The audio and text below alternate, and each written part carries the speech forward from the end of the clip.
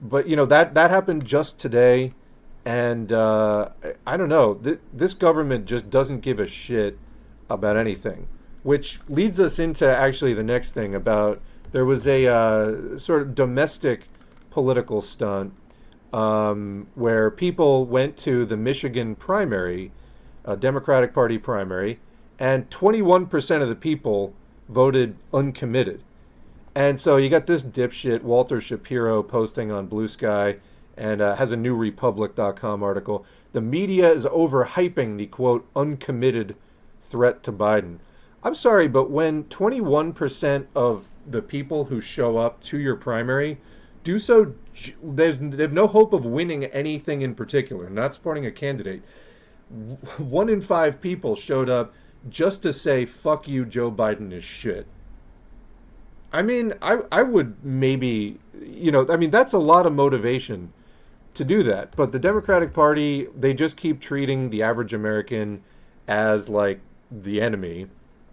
And so you get people writing stuff like this, and this is even somebody else. More than 100,000 Michigan voters pick uncommitted over Biden. Does that matter for November? It's just like, how long can we just ignore what people want? And basically indefinitely. Because as this article concludes, and there's a really kind of, I think, unintentionally hilarious thing at the end here.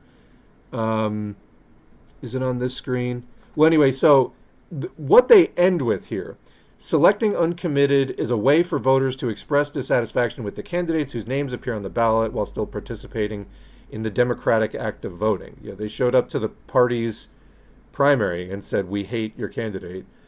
In my view, this form of peaceful protest is an essential element. They're paying lip service to this is fine.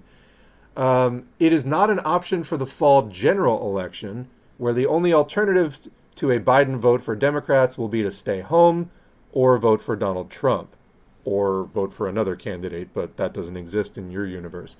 Given his past record and proposals to exclude Arabs from immigration to the United States, I don't believe that staying home or voting for Trump will be a realistic alternative for many of Michigan's uncommitted voters. This is a research professor at the Center for Political Studies at the University of Michigan. So literally, he's just saying, where are you going to go? You don't realistically have anywhere to go. And actually, just backing that one up a second before I go on to the next thing. Was it in this article? Yeah, here we go. It's not clear that all of the uncommitted voters were part of the protest. In primaries, some voters will vote uncommitted if they have not yet made their choice or they don't want to disclose that for any number of reasons. In 2020, 19,000 Democratic voters in Michigan selected uncommitted, so a comparable, not a comparable number. This is 100,000. So anyway, that's way less. While 21,000 did so in 2016. Yeah, did I have this right? Let me just double check that. It's 100,000 people, right? So that would be 5 times as many. This is like one of these questioning my sanity moments. Yeah, more than 100,000. So 20,000 did. It doesn't mean anything. But this is the level of spin and gaslighting and just fucking bullshit. Lies. These are the lies that they sell to you in so many different ways.